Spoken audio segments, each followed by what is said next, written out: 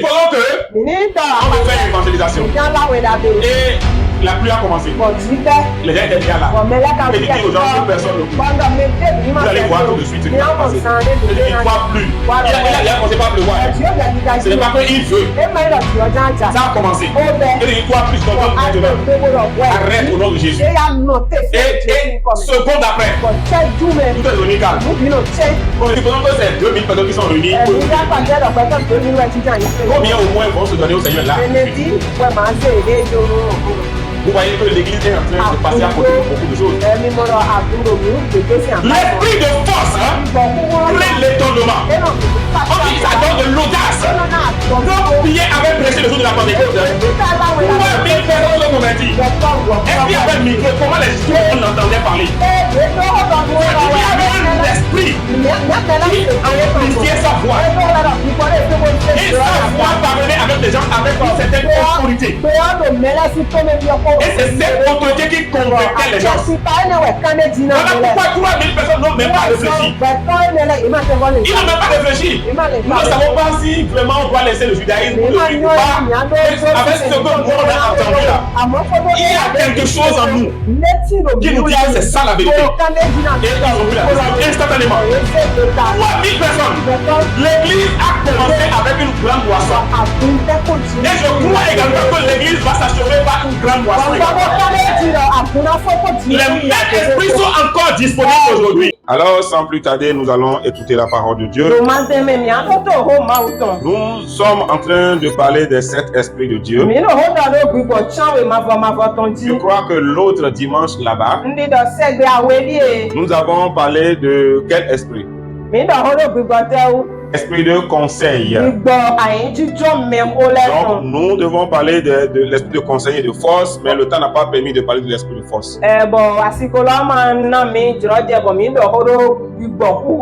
Donc, sans plus tarder, prenons nos Bibles, lisons 2 Timothée 1:7. Car ce n'est pas un esprit de timidité que Dieu nous a donné. Ce n'est pas un esprit de timidité que Dieu nous a donné.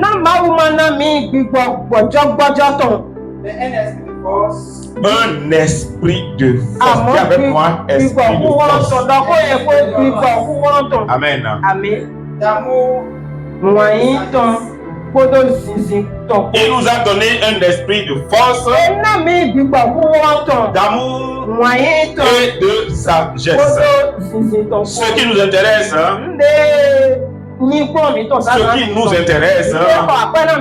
c'est l'esprit de force et l'esprit de timidité. Ça veut dire que pour contrer l'esprit de timidité, l'esprit de timidité, il faut quoi? L'esprit de force. Très important de comprendre ça. Donc, il est clair alors que l'esprit de timidité ne vient pas de Dieu. D'abord, la timidité n'est pas de Dieu. Parce qu'elle bloque assez de potentiel. C'est un esprit qui peut vous fermer des portes. Parce qu'elle paralyse toutes tes forces. Et là où tu dois ouvrir la bouche et dire quelque chose qui serait avantageux pour toi,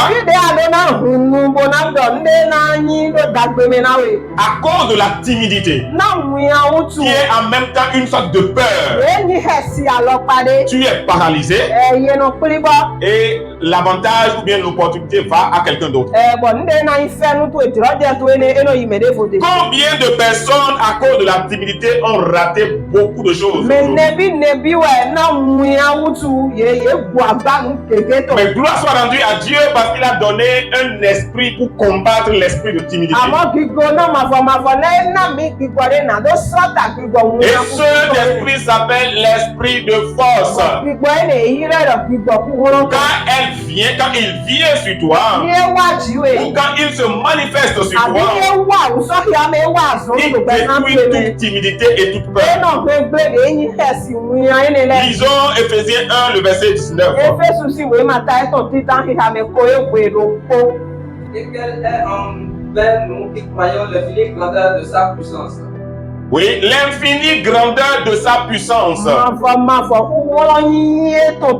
Se manifestant avec efficacité par la vertu de sa force. Ok. Se manifestant avec quoi? Avec efficacité. Par la vertu de sa force. Par la vertu de sa force. Quel est envers nous qui croyons l'infinie grandeur de sa puissance? Et toi, se manifestant l'infinie grandeur de sa puissance. Ça veut dire que sa puissance est infiniment grande. Et cette puissance se manifeste avec efficacité. Par la vertu de quoi? De sa force. Dans tout ce qu'on a dit là, ce qui provoque cette puissance qui se manifeste,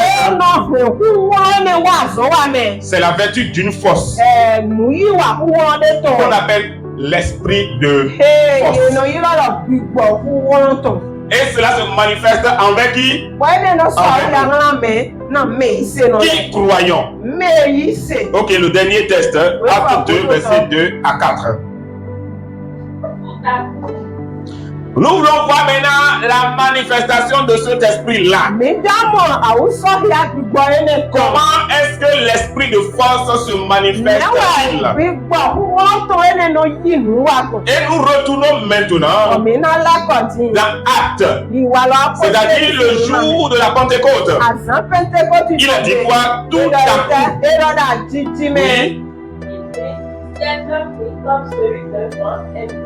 Ah. Il vint du ciel comme un bruit, comme celui d'un vent impétueux. Et il remplit toute la maison où ils étaient assis. Oui. Des langues semblables à des langues de feu. Leur apparut. Séparer les uns des autres. Et se posaient sur chacun d'eux. Et ils furent tous remplis du Saint-Esprit. Et se mit à parler en d'autres langues. Selon que l'Esprit leur donnait de s'exprimer. Ce que nous avons lu là tout à l'heure nous parle d'une manifestation. Le jour de la Pentecôte, la Bible dit que il y a un bruit. Quelque chose a provoqué un bruit. On dit comme celui d'un vent impétueux. Et ce bruit-là a quitté où? Le ciel. Et c'est descendu sous forme de feu, comme des langues de feu, et s'est posé sur chacun d'entre eux. C'est-à-dire les 120 disciples qui étaient assemblés à la chambre haute. Et a commencé donc par se manifester. Et ils ont commencé par parler en d'autres langues. On dit maintenant selon que l'esprit leur donnait des esprits. Ça veut dire que c'est un esprit qui est alors en action. Parce que jusque là on a dit que un bruit est venu du ciel. On n'a pas parlé du Saint-Esprit. On a dit ce bruit-là se manifeste comme un vent impétueux. C'est-à-dire un vent violent. Le vent soufflait avec force. C'est ce que ça veut dire. Maintenant, on dit que lorsque ça remplit la maison, cela commençait par se manifester par des langues de feu présentes sur les disciples. Et ils ont commencé par parler en langue. Maintenant, selon que l'esprit leur donnait de s'exprimer. Ça veut dire que c'était un esprit qui était derrière. Et qui se manifestait de cette manière. Et lorsque vous continuez la lecture, vous allez rendre compte que juste après cet événement, on a vu la manifestation de cet esprit dit à tout à les disciples. Et Pierre, le plus grand timide, le plus grand agité, et en même temps le plus grand timide, le plus grand peureux de toute la troupe. Quelque chose de bizarre commençait par se produire avec lui. Il s'est donc levé pendant que les gens disaient qu'ils étaient saouls. Et il a fait face à une multitude de peuples. Il a parlé avec audace et autorité. Autorité pourquoi? Parce que 3000 personnes de ceux qui étaient assemblés ce jour-là, ceux qui ont entendu le bruit et qui ont accouru vers ce lieu, 3000 d'entre eux se sont donnés. Ça veut dire que la parole de Pierre transportait une certaine autorité. Et Pierre lui-même manifestait une certaine audacité. Qu'est-ce que cela veut dire? La timidité de Pierre a été brisée. La peur de Pierre a été brisée. Pierre qui avait rejeté quelques jours avant seulement, à cause de la peur, parce qu'il voyait la violence des coups que Jésus recevait. Il a été rempli de courage pour affronter toute forme d'intimidation. Les mêmes personnes devant lesquelles Pierre avait nié Jésus, cette même personne était présente certainement dans la foule. Mais maintenant Pierre s'est tenu pour revenir sur les choses qu'il avait niées. Il les avait maintenant acceptées, assumées. Donc l'esprit de force donne l'audace. Il brise la timidité. Il communique le courage d'affronter les intimidations de la vie. L'esprit de force brise toute forme de peur et les hésitations, les doutes. L'esprit de force vient te communiquer quelque chose comme une puissance. Parce que Jésus a dit, lorsque le Saint-Esprit viendra sur vous, vous allez recevoir une puissance. Ça veut dire que l'esprit de force se manifeste comme une puissance. Là où il y a la puissance, il y a toujours de bruit. Et il vous communique de l'assurance. Comme Pierre en ce jour-là, qui s'est tenu devant des multitudes de personnes. Lisons Actes 4, verset 19. Pierre et Jean leur répondit. Pierre et Jean leur répondit. Ça, c'est déjà après que les gens se soient convertis. L'église a commencé par fonctionner. Maintenant, Pierre et Jean ont eu maintenant la force, le courage, l'audace de parler désormais de celui qu'ils ont nié. De celui dont ils ont dit on ne le connaît pas. Et ils veulent entrer dans le temple. Alors que le temple, il y a une organisation stricte. Il y a des chefs qui sont là-bas. Il y a même un tribunal religieux qu'on appelle le Sanhédrin, où les gens, où des sages, les anciens d'Israël, siègent pour trancher les problèmes. Pierre et Jean ont décidé d'aller là-bas. Les mêmes personnes dont ils ont peur, ils veulent entrer maintenant parmi eux. Pour aller faire quoi? Pour aller encore annoncer Jésus. Mais quelque chose va se passer. Oui. Il a jugé sur les justes. Qu'est-ce qui s'est passé? Je viens. Qu'est-ce qui s'est passé? Ils montaient au temple.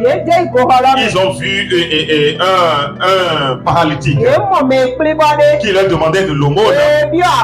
Ils lui ont dit, nous n'avons ni or ni argent. Ce que nous avons, nous te le donnons. Au nom de Jésus, lève-toi et marche. Ils ont guéri cet homme-là. Et maintenant, après quelque temps, ils ont été arrêtés. Parce qu'ils ont commencé par remplir Jérusalem de la nouvelle doctrine de Jésus-là. Il y a une audace, il y a un courage qui est là maintenant. Un esprit a brisé la honte qui était là. Et on les a arrêtés pour les présenter au Sanhédrin. Ils ont été traduits au tribunal religieux. Et on leur a posé la question, mais pourquoi ils sont en train de faire des choses pareilles? On a dit, nous ne voulons plus vous voir poser de tels actes. Répandre de telles doctrines dans Jérusalem. Détourner les gens du judaïsme. Et Pierre a répondu en disant quoi? Oui. Ah, jugez donc s'il est juste devant Dieu. Ah. Ça veut dire qu'ils ont reconnu que ce sont des autorités. Et qu'ils ont mis des lois. Et ces lois, Pierre et Jean, les autres disciples, ont enfreint à cette loi. Et ils ont été interpellés maintenant. Et ils disent, nous reconnaissons votre loi. Mais voilà ce que Dieu nous dit. Vous-même alors regardez. Si c'est normal de vous obéir à vous, à votre loi à vous, plutôt qu'à Dieu.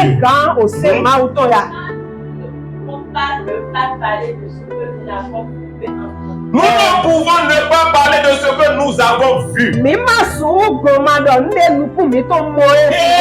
entendu.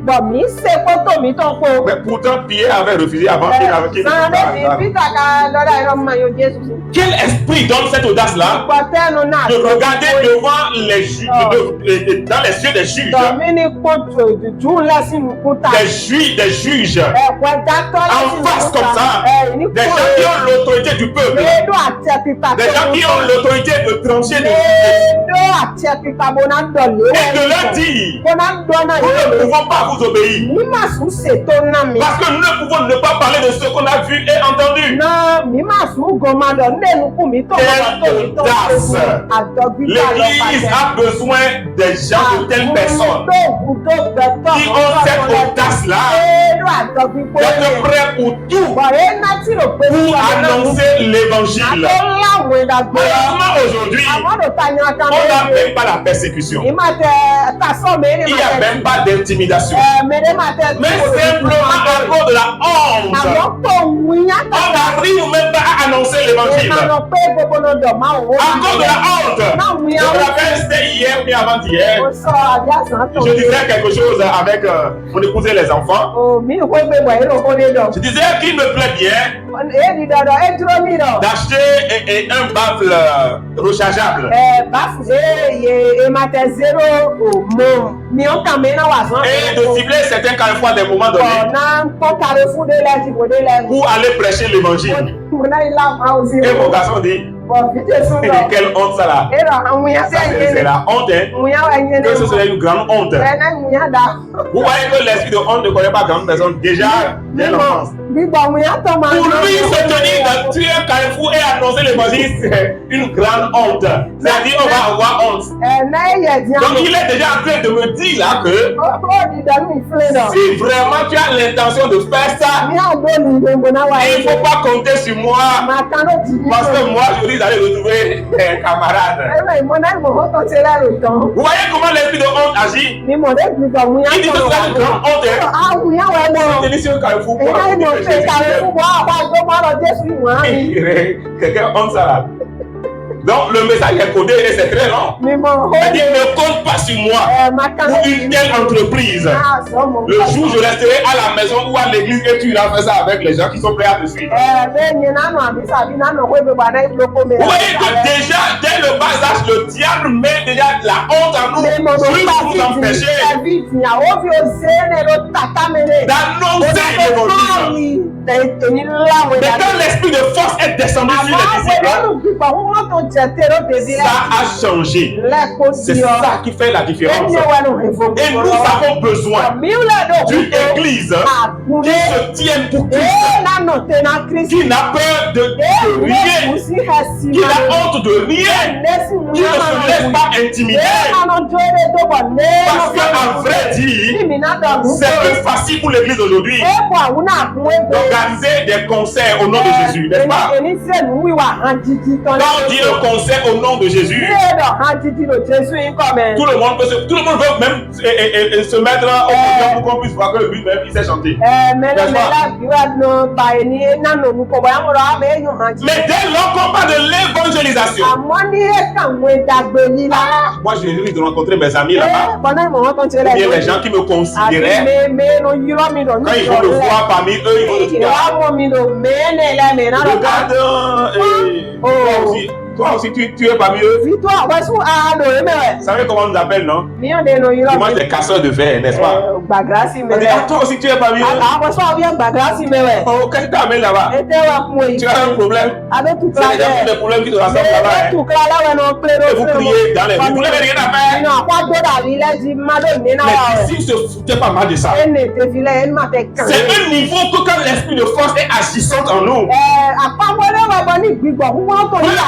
Il y a des personnes, souvent ceux qui ont le ministère d'évangéliste. Donc tous on est appelés à évangéliser. Mais il y a des catégories de personnes qui ont cet appel, ce ministère, c'est un ministère.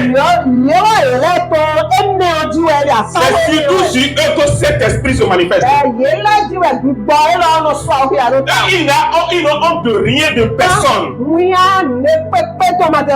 Ils sont intimidés par personne. Ils veulent tout le temps être en train de parler de Jésus. Là où vous allez crier du matin jusqu'au soir, et personne ne va vous regarder. Quand lui il vient, vous ne savez pas comment est-ce que ça se passe. Les gens viennent naturellement. Et ceux qui ne savent pas ça, on croit que Dieu les a abandonnés et que c'est lui qui a l'onction. C'est son ministère à lui. C'est son ministère à lui. L'esprit de force agit avec autorité. C'est ça le jour de la Pentecôte. On va encore voir comment cet esprit se manifeste. Juge 15, le verset 14. Juge 15, verset 14. Lorsqu'il arriva à l'Égypte, les Philistins poussèrent des cris à sa rencontre. On parle de Samson, hein? Pas de Samson. On dit lorsqu'il est arrivé à l'Égypte, les Philistins font quoi? Poussaient des cris à sa rencontre. Alors l'esprit de l'Éternel le saisit. On a dit quoi? L'esprit de l'Éternel est quoi? C'est toujours lui qui manifeste les autres esprits. C'est ça qu'on appelle ça. Les autres, on a pris le chandelier, tous les autres branches sont liées à une seule branche, à une longue tige. Et on dit, ça c'est ça qui représente l'esprit de l'Éternel.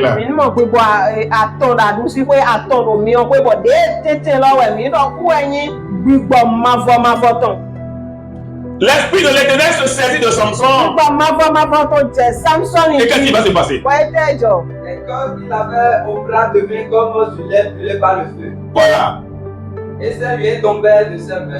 Après, c'est pour dire simplement que ce n'est pas que la corde là est devenue ça. Mais on a dit que pour Samson, la corde a toujours sa grosse forme. Mais pour Samson, la force qui s'est manifestée en lui, pour lui, c'était plus une grosse corde. C'est devenu comme un fil. C'est ce que ça veut dire. C'est-à-dire comparativement à la force qui s'est s'est manifestée en lui quand l'Esprit de l'Éternel s'est saisi de lui. La force qui s'est manifestée en lui lui fait voir la corde, la corde, rien. Une mâchoire d'arflèche. Oui. Il étendit sa main pour la prendre. Oui. Et il en tua 1000 hommes. Samson a été voir Delilah. Les Philistins cherchaient à l'arrêter. Et ils ont comploté avec Delilah pour connaître son secret parce que la force que le gars là manifeste là, c'est trop. Et personne ne connaît sa puissance. On sait que ça c'est le plus naturel. Il y a des forces qui sont pas naturelles, n'est-ce pas? On voit que la force que le gars là manifeste là, il doit avoir un secret pour ça. Mais ils ne connaissent pas le secret. Ils ont dit à Delilah, comme Samson aimait Delilah, Delilah maintenant lui demande quelle est ta force. Et Samson a menti à Delilah. Elle a pris une corde pour lier Samson parce que Samson dormait. Et elle croyait que Samson avait déjà livré son secret. Maintenant, Delilah a vu que Samson est lié. Il a appelé les Philistins qui étaient cachés. Et dès que les Philistins ont surgi, Samson s'est réveillé. Et comme ce n'était pas son vrai secret qu'il avait livré, l'Esprit de l'Éternel s'est saisi encore de lui. Et la force qu'il manifeste est revenue automatiquement. Il a brisé les cordes. Puis la corde là ne sert même à rien. Et il a vu une mâchoire d'âne. Avec cette mâchoire là, qu'est-ce qu'il a fait? Il a tué 1000 hommes avec la mâchoire d'un animal. La mâchoire d'un animal, est-ce que c'est naturel? Ce n'est pas naturel. Les Philistins qui sont venus, ils savent qu'ils sont venus chercher un homme qui n'est pas ordinaire. Donc ils ne sont pas venus simplement. Ils sont venus bien préparés. Mais Samson a tué 1000 hommes. Ça, c'est l'esprit de force. C'est l'esprit de force qui agit comme ça. Là où il y a l'esprit de force, là où l'esprit de force est en action, il y a beaucoup de bruit. Il y a un spectacle. Donc, qu'est-ce que cela vous inspire? Est-ce que vous savez que lorsqu'il plaît à Dieu d'agir avec cet esprit-là, il y a un spectacle qui se crée. Ouvre-moi dans Exode. Exode 20, le verset 17. Dieu a créé un spectacle là-bas. Il a créé un spectacle. Oui. 18. Oui. Bon, il y a pas le verset 17. Tu ne convoiteras point Ok. la maison de ton prochain. Tu ne convoiteras point la femme de ton prochain. Tonnerre. Tout le peuple attendait les tonnerres. Ça veut dire qu'il y a eu un grondement de tonnerre. Et le son de la trompette, mais qui sifflait cette trompette-là? Et le tonnerre là venait d'où? Le bruit du tonnerre venait. Il voyait les flammes de la montagne fumante. Il voyait les flammes de la montagne fumante. Et écoutez alors ceci. À ce spectacle, Ah, donc ça veut dire que la Bible dit que c'est même un spectacle. On dit à ce spectacle, le peuple tremblait et se tenait dans les rues. Ils ont peur. Qui a créé ce spectacle-là? On a dit qu'il y a des bruits de tonnerre et il y a des trompettes. Le bruit des trompettes. Le bruit des trompettes. Et sur la montagne, les montagnes étaient devenues fumantes, il y a de la fumée partout.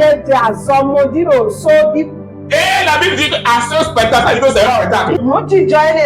Mais qui a créé ce spectacle-là? Qui a créé ça? C'est Dieu lui-même qui a créé ce spectacle-là. Dans Actes, il est dit, Acte 2, verset 6, il est dit, au bruit qui eut lieu, au bruit qui eut lieu. Donc là où il y a l'esprit de force, la puissance de l'action agit.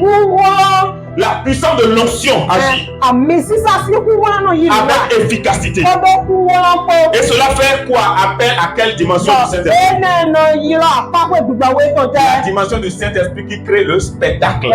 Gbígbọ́ àpapọ̀ lẹ́ẹ̀nà. Si on commence pas à Nous jíjọ wá on va yìí. pas entendre des bruits là-bas maintenant. Mímí jẹ́ àpágbèrè ṣèdí Si le temps est beaucoup, vous allez voir les gens vont courir pour aller. Mímí sùpọ̀ mi àmọ̀ bẹ́lẹ̀ náà jẹ́ títọ́jú wọn pé tẹ́ka jíjọ. Pourquoi? Parce que le bruit crée toujours le spectacle. Àfáànà nous jíjọ nùbọ̀ mẹ́lẹ́nu jẹ́ pé. Quand il y a bagarre là-bas maintenant, Ní àkúndé jọ̀dọ̀. les gens vont courir pour aller regarder. Pourquoi? Parce que c'est le bruit. Le bruit crée toujours le spectacle. Donc, l'esprit de force Gbígbọ̀ wúwọ́ fait kan. appel à la dimension du Saint-Esprit qui crée du spectacle. Ẹnà dọ̀wà àpapọ̀ máwùtọ̀ ẹnà pé wá yìí C'est un peu comme dimanche mẹ́rin dernier. ìṣẹ́gbèrè wá yìí. Ce qu'on a vécu ici, Mímí on a fait quoi? On a rangé mi les ṣe textes, n'est-ce pas? àdúgbò láwẹ̀. Si on continuait, Mímí gbẹ̀kandé. vous allez voir que les gens vont commencer par venir se Ní àwọn positionner. mẹ́lẹ́nu Là-bas. ẹ̀ẹ́dẹ́gbẹ̀jìjọ. Pourquoi? Parce qu'il y a un bruit ici. Náà àpágbèrè Il tọ̀. y a un spectacle ici. Nous jíjọ lé jíjọ. N'est-ce pas? Abi. Mais qui a créé ce spectacle-là? Nous jíjọ Est-ce que c'est moi qui l'ai créé? Ẹ̀yẹ wẹ̀ à. C'est l'esprit de force. C'est le Saint-Esprit qui l'a créé. C'est mẹ́wàá náà. Et le Saint-Esprit, quand il fait agir l'esprit de force, ça crée le spectacle. Ça crée l'étonnement. Ça crée la surprise. Ça amène de l'audace, de l'assurance. Et c'est de là qu'on parle maintenant des dons du Saint-Esprit. Tous les dons du Saint-Esprit découlent de l'esprit de force. Est-ce que vous comprenez? Tous les dons de l'esprit découlent de l'esprit de force. Pourquoi? Lisons 1 Corinthiens 12, verset 4 jusqu'à 11. 1 Corinthiens 12, verset 4 à 11. Lisez-moi celui qui a pris. 1 Corinthiens 12. Tout ce qui crée de la surprise, de l'étonnement, du spectacle. Sachez que c'est l'esprit de force qui est en action là-bas. Oui, 1 Corinthiens 12. Oui, oui. Il y a diversité de dons, Il y a diversité de dons. Pas un seul don. mais le même esprit. Diversité de ministères, mais le même Seigneur. Oui. Les ministères sont liés à Jésus, mais les dons sont liés au Saint-Esprit. Ok, oui. Diversité d'opérations, Mhm. mais le même Dieu qui opère. Mhm. Or, à chacun la manifestation de l'esprit est Oui. unité commune. Pour l'unité commune, oui. En effet, Mhm. en effet, à l'un est donné par l'esprit une parole de À sagesse. l'un est donné par l'Esprit une parole de sagesse. Oui. À un autre, une parole de connaissance. Oui. Selon Esprit, oui. À un autre, la foi. La foi Par le même esprit. par le même esprit. À un autre, le don des guérisons. Dans des guérisons. À un autre, le don d'opérer des miracles. Oui. À un autre, la prophétie. Mhm. À un autre, le discernement Oui. des esprits. À un autre, la diversité des langues.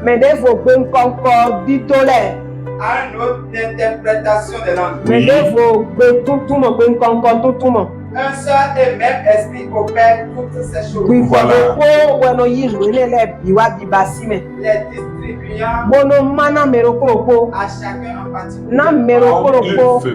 Donc ça veut dire que autant que nous sommes ici, chaque personne doit avoir son don. nínà ètò. que l'esprit de force lui a donné. Gbígbọ̀ búburú tó L'esprit de force, pourquoi?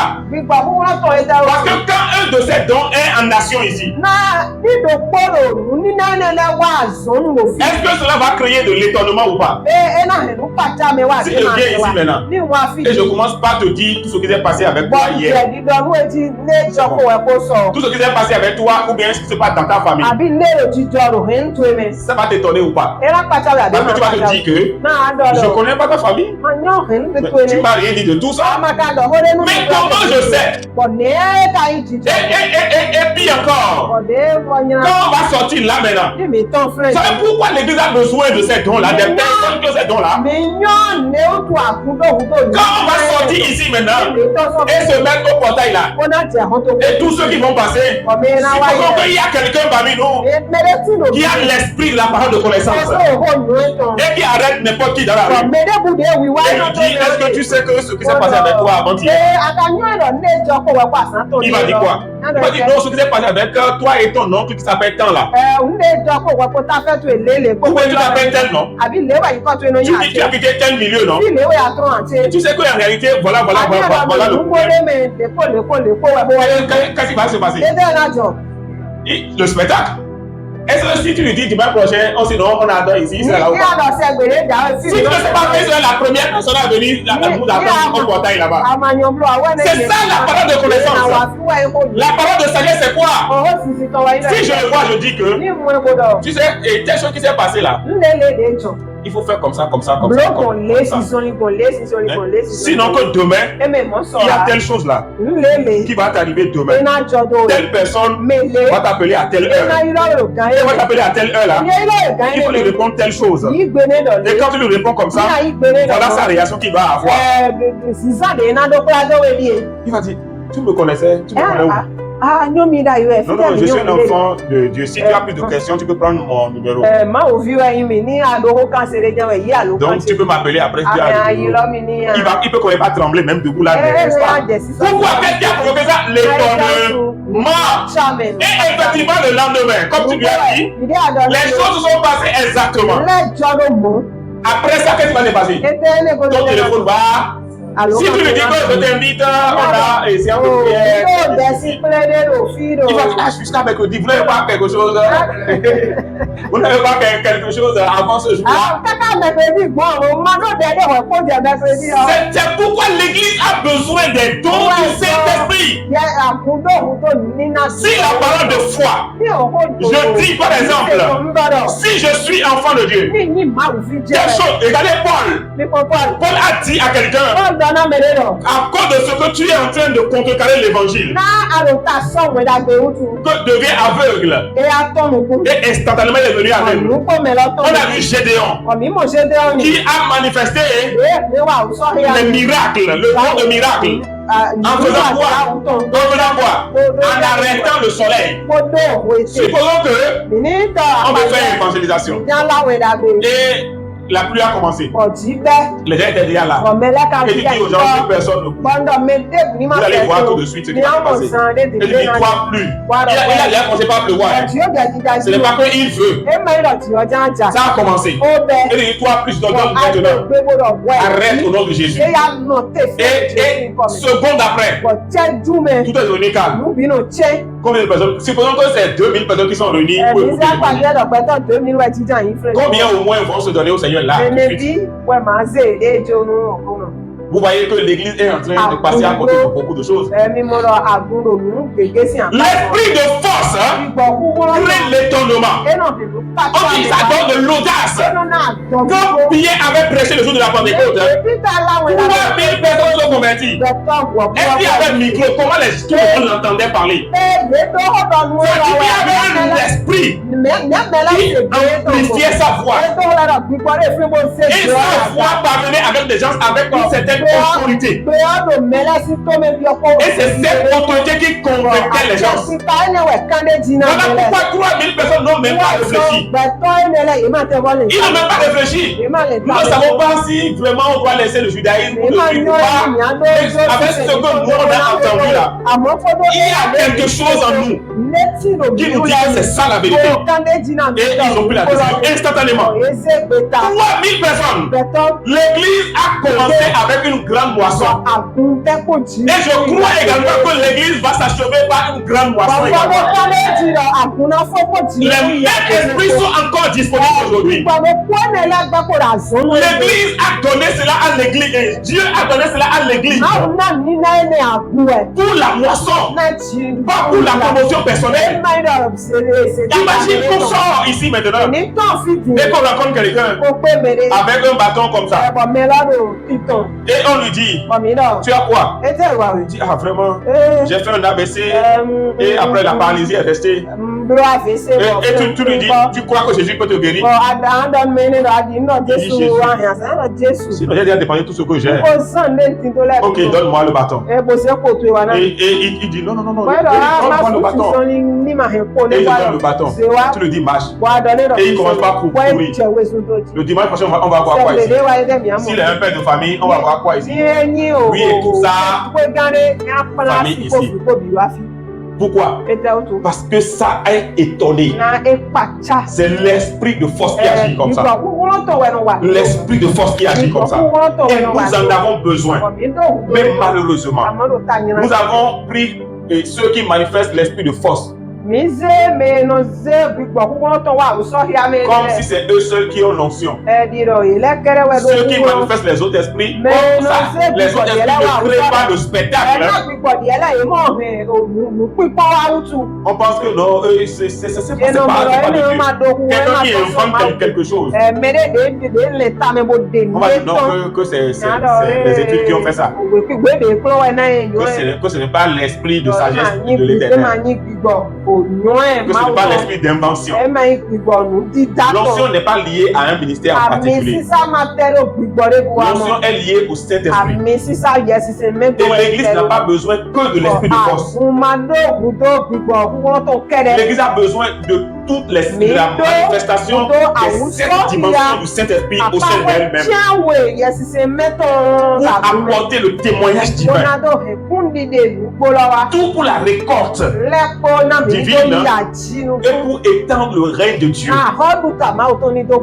Mon désir ce matin, c'est que nous tous nous soyons saisis par l'Esprit de l'Éternel pour dire Seigneur, active la dimension de l'Esprit de force qui me revient. Le don de l'Esprit que je suis appelé à manifester. Je veux que tu m'actives cela. Je veux que tu m'actives cela. Tu peux dormir une nuit et Dieu vient te parler de quelqu'un. Tu vois la personne le matin, tu lui parles de la chose. Il dit comment tu sais? Non, j'ai un esprit en moi qui me dit, qui me parle, qui m'a parlé de toi. Un esprit. Tu as ça comment? Je suis un enfant de Dieu. C'est mon héritage. Et tu lui parles de Jésus. Tu dis, je t'invite dimanche à beaucoup de prières. Si ces esprits ont commencé par manifester, je crois que l'église ne serait plus à cette étape aujourd'hui. Je prie que cet esprit soit ton partage au nom de Jésus.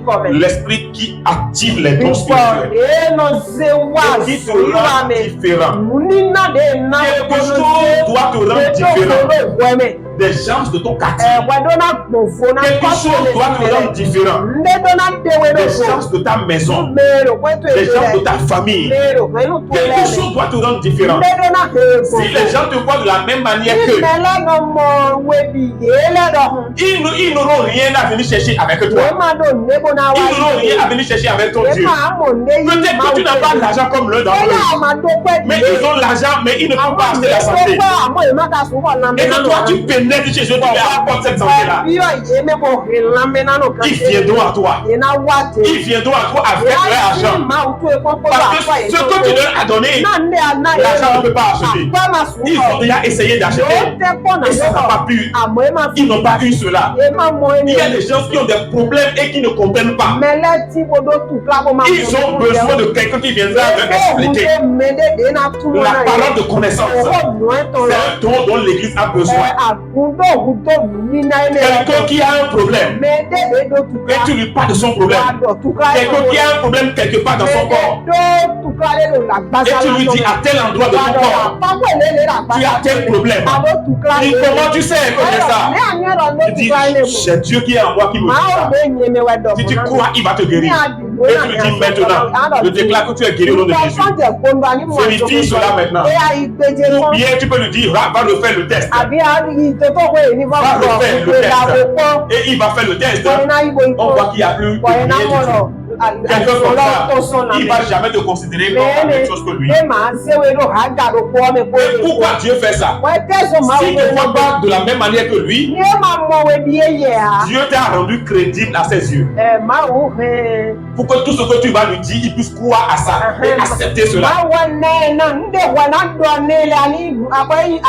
Et quelle est la meilleure chose que tu peux lui dire? L'évangile. Que Dieu te bénisse au nom de Jésus. Est-ce qu'on peut baisser les têtes ce matin et prier?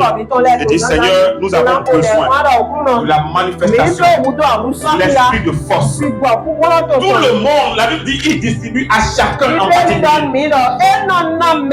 Tout le monde a quelque chose à recevoir des dons. Tu as un don au moins, minimum à recevoir. Minimum un don à recevoir. Tu peux entrer dans une maison et il ressent qu'il y a quelque chose de maléfique ici. Comment tu sais cela? Sinon on ne dort pas la nuit. Ça c'est le don de l'esprit de discernement. Chaque personne a besoin d'un don. Chaque personne a besoin d'un don. Les gens de l'ancienne alliance, quand bien même ils n'ont pas la plénitude du Saint-Esprit, quand bien même le Saint-Esprit n'habite pas en eux, tous ceux qui ont marché avec Dieu ont manifesté des dimensions incroyables qui les a différenciés des gens de l'époque. Regardez jusqu'à ce que Pharaon lui-même dise de Joseph. Il n'y a pas en Égypte quelqu'un qui a un esprit comme l'esprit de celui-là. Il est en train de dire que cet homme est différent de nous tous. Nous devons être différents dans le monde. Nous devons être différents dans le monde. Nous ne pouvons pas convaincre les gens simplement avec la parole. Nous avons besoin de leur démontrer Dieu en devenant une solution pour leurs problèmes. Dieu a dit à Moïse, je ferai de toi Dieu pour Pharaon. Dieu pour Pharaon. Dieu veut faire de nous solutions pour les problèmes. Pourquoi? Parce que Christ habite en nous. Dis Seigneur, active la dimension de l'esprit de force en moi. Active la dimension de l'esprit de force en moi. L'esprit qui n'a pas peur. L'esprit qui n'est pas intimidé. Active cela en moi, Seigneur, dans le nom de Jésus. Active la dimension de l'esprit de force. Ouvre mes yeux, Seigneur. Ouvre mes yeux, Seigneur. Pour voir les situations des gens. Ouvre mon esprit, Seigneur. Donnez la solution aux gens. Ouvre ma langue, Seigneur, pour manifester la parole de foi. Accorde-moi la parole de connaissance. Accorde-moi le don de discernement des esprits. Accorde-moi le don de guérison. Quand je prie pour quelqu'un, que la personne soit guérie. Je pense avoir besoin de ça. Je dis souvent qu'aujourd'hui, Les problèmes du monde actuel sont une opportunité pour l'église. Mais l'église ne le sait pas. Les problèmes du monde aujourd'hui sont une opportunité pour l'église. Regardez combien de personnes sont malades. Ils ont l'argent, mais ils n'ont pas la guérison. Imaginez que l'église se positionne comme une solution pour la guérison des malades. Combien de personnes viendront à Christ? Regardez comment les gens sont déboussolés. Ils sont obligés de courir vers les faux devins, vers les marabouts, les charlatans, qui les exploitent et vident l'argent. Et ils ne trouvent pas la solution. Imagine que l'esprit de par de connaissance, la parole de sagesse est active dans l'église. Combien de personnes vont retrouver le droit chemin et venir au Seigneur? L'église n'est pas consciente. Prie Seigneur, prie mon frère.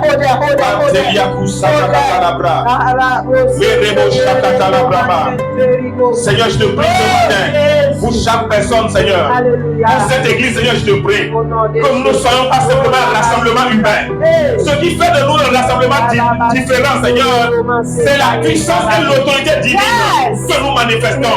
C'est Christ que nous démontrons. Je prie donc, Seigneur, que ta puissance devienne opérante. Que ta puissance devienne opérante. Ce matin, il y a des gens revêtus de la puissance de l'autorité, de la puissance de l'esprit de force, de la manifestation des dons de guérison, des prophètes et prophétesses, des gens qui ont la parole de connaissance, des gens qui ont les yeux ouverts, des gens qui ont l'esprit point, un esprit différent, des gens qui manifestent le don de prophétie à une dimension incroyable, des gens qui sont différents. Réfléchir, activer les dons de l'esprit, les dons de l'esprit. Cela te rend différent. Cela te rend différent. Cela a rendu Joseph différent. Cela a rendu Daniel différent. Cela a rendu Moïse. Bien-même, grandi dans la cour de Pharaon. Pharaon ne l'a plus reconnu. Dès lors qu'il a rencontré Jésus, dès lors qu'il a rencontré Dieu, Pharaon ne l'a plus reconnu. Un jeune homme élevé dans la cour de Pharaon, grandi dans l'éducation égyptienne, parce qu'il a rencontré Dieu. Pharaon ne l'a plus reconnu. Et là, la foi est prête à une solution pour le monde. Je veux une solution pour ce monde. Je veux une solution pour ce monde. Je veux une solution pour ce monde. Libo Shagaba, Rebeke Shikaba, Ibrahim Betelebra, Italabra Shagaba. Je refuse d'être naturel. Je refuse d'être ordinaire. Je refuse d'être ordinaire. Je refuse d'être naturel. Je suis un être surnaturel. Je suis un être spirituel. Un être extraordinaire. Un être divin. Incarné dans un corps humain. Pour refléter Jésus. Pour manifester Jésus. Manifester l'esprit de force. Les bras. L'ultime manière d'activer le don de Saint-Esprit en soi, c'est le parler en langue. Quand les pierres ont quitté la Pentecôte, la conséquence de ce qu'ils ont fait à la Pentecôte, c'est les guérisons qui ont commencé. C'est des choses incroyables qui ont commencé. L'esprit de force, c'est elle qui amène la dimension surnaturelle de Jésus en action. Quand vous parlez beaucoup en langue, Dieu va commencer par vous parler des personnes. Il va commencer par guérir des gens, par vous pousser à prier pour les malades. Si c'est le don de guérison qui a été activé. Tu vas sentir qu'à chaque fois que quelqu'un est malade autour de toi, quelqu'un te pousse à prier. C'est l'esprit de force. C'est elle, c'est lui qui manifeste la dimension spirituelle parmi les gens. Là, tu n'as pas besoin de beaucoup parler. Tu as besoin de montrer. Quand les gens viendront, quand les gens verront, ils te demanderont quel est ton Dieu. Que Dieu vous bénisse. Amen. Amen.